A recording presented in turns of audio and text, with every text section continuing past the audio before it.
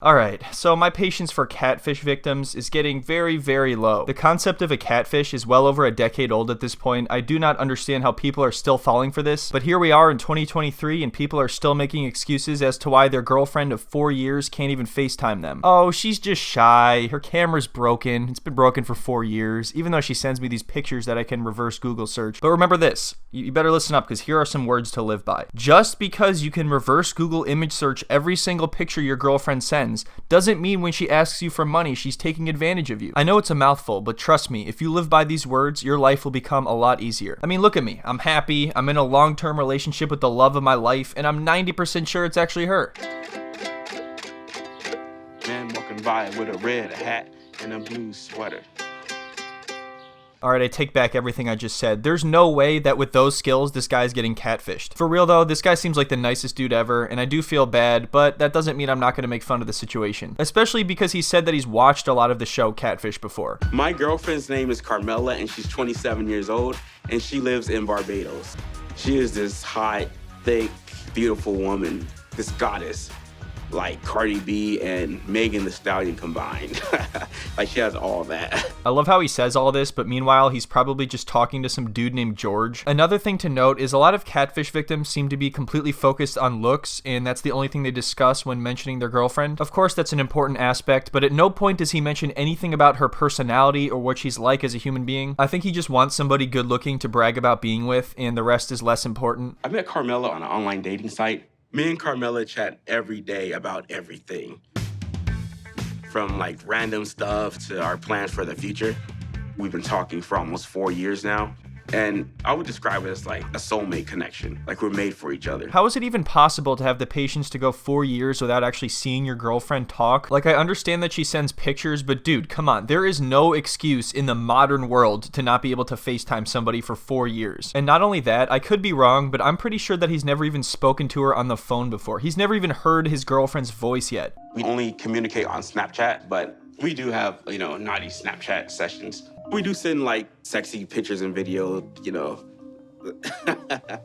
Oh great, I'm sure George is thrilled to receive those. It always blows my mind to see the confidence that the catfish victims have in their relationship. He can't be that skeptical if he's sending naughty pictures and videos to some random person that he's never even met or talked to. Is it ever over video or? Unfortunately not.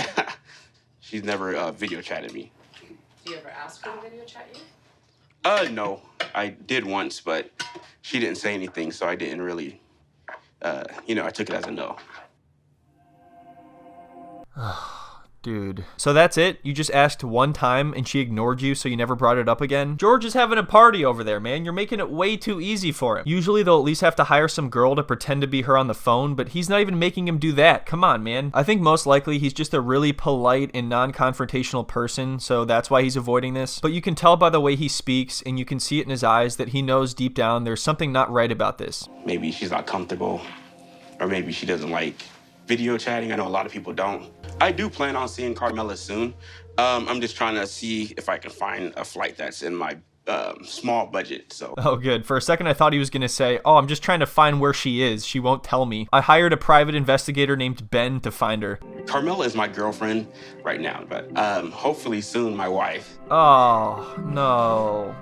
We kind of discussed getting engaged, and I showed her like rings one day when I went to the jewelry store. Dude, oh my god. Please don't propose to this guy. It's not a good idea. There's about a billion reasons as to why it's not a good idea. I don't even want to start. How does Neve do this shit? How has he not gone insane by now? I know it's because he himself has been catfished before, so maybe he has more empathy than the average non-catfished person, but at least his catfish was putting in some effort, you know? They were treating it like an art form. They were taking it seriously. They'd be laughing at George. By the way, I don't even know if I've said that this guy's name is Tyree. All I've done is talk about George, who isn't even a real person. And she was like, I'm ready to be a wife and stuff. Oh, good. He's ready to be a wife and stuff. That's cool. So I want to propose because after 4 years of dating, I feel like Carmela's the one for me.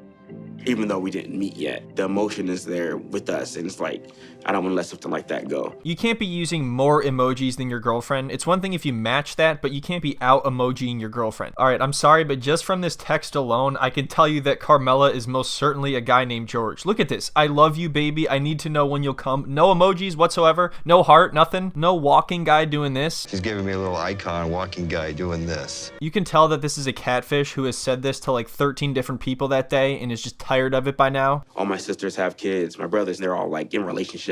So I do want to be on their level. I want the normal life, white picket fence, and a happy family. All right, now you're making me cry over here, dude. Because that's the thing. He seems like a nice guy. He probably deserves a lot better than this. I'm sure that he could find a real person that would genuinely love him. But I think it's good to be blunt and honest with catfish victims. Otherwise, you're just going to be prolonging the pain that they have to deal with. It is certainly embarrassing to have a relationship with and say you're in love with an imaginary human being. But you know what's more embarrassing? Doing it twice. And that's what may happen if nobody knocks some sense into you. So anyway, the 90 Day Fiancé crew did some digging and they actually found out that the person he's talking to is not who they said they were. Wow. Well, they figured this out very quickly, and he had been talking to this person for 4 years. Carmela has not been honest with you about who she is. There's a lot that we don't know, but after you gave us Carmela's number, we reached out. The person you've been messaging with is a man named Christian. Wait, so you're telling me that wasn't George? It's somebody named Christian? I thought I was getting catfished by George. This is heartbreaking. But seriously, I can't even imagine how I would feel learning this information after 4 years. That's a long time, and it's all been a lie, all of it. Or they tell us that their name is Christian. Wow. Man, I don't know, like... We have a recording of him talking to one of our producers that I can play for you if you want. So obviously he's in shock, and I can understand being in denial in the beginning, but let's be honest. Do you think he's just going to give up something that had been going on for 4 years? Not to mention, this guy is on 90 Day Fiancé, not Catfish, so what is going on here? Is this going to be another mahogany situation minus the creepiness? We also have a message that the person sent to us, how they feel about what they've done. I can show that to you. I don't think I can do it right now. I usually don't put my guard down when it comes to like stuff like that, and then like I really put it down for her or whoever it is. This is definitely sad, and that's why I had to make a clear differentiation between something like this and what happened with Ben. Ben was running around the world looking for girls 30 years younger than him when he still had kids to take care of at home. Tyree is just somebody who wants to find love like anybody else, but he's talking to some catfish named George. I feel like all the friends and family do a great job at pointing out all the red flags, but does anybody say like, hey dude, you know you could find a real person? You know you could do much better than this? Kind of like mainly shocked and like disappointed in myself. I know about computers. Like I watched the show Catfish. Like I know like usually what to look for when you see a fake profile. Like I should have seen it. It was like only Snapchat, but. Well, you know what, Tyree? You'd make a pretty boring catfish episode, which is a good thing for you. It's no fun if you're gonna self-reflect and be all self-aware and shit. Nobody would remember the episode. So I would say that's a positive. You should take that as a positive and move on. I didn't think someone was like trying to play me because I wasn't sending like, you know, thousands of dollars or anything like that. It was just like a little bit. Ooh. I forgot we didn't even get to this yet. He said a little bit, and you know that most of the time people are gonna downplay how much money they sent. Carmela initially asked me for money back in 2019, and I said no. And then she just kind of was like, oh, okay, and kind of ignored me. Until March 2020, she messaged me. So this person ignored you when you didn't send the money. That sounds like a soulmate to me. Hey babe, I love you. I want to marry you. I'm not going to talk to you. I'm not going to video call you, but... Give me some money. Give me some money. That's when I kind of like let my guard down and sent her something. Here we go. I send between $50 to $100 a month. I wasn't sending like, you know, thousands of dollars or anything like that. Okay, just because you send a little bit at a time doesn't mean you're not sending thousands of dollars, because $50 to $100 a month adds up to thousands of dollars if you do that for years. You know, I told her you lied to me, you tricked me. And I put, babe, how could you? They told me that you were a man. This is painful. Has she read it? Nope, it's not even open.